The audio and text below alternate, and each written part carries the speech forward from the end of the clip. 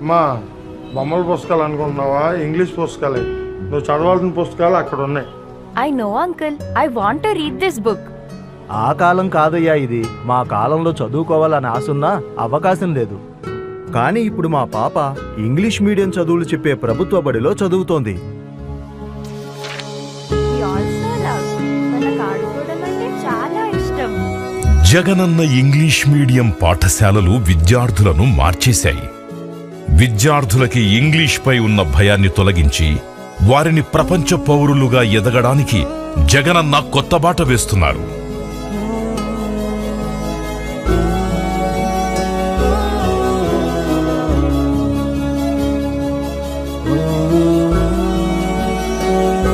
మా నమ్మకం నువ్వే జగన్.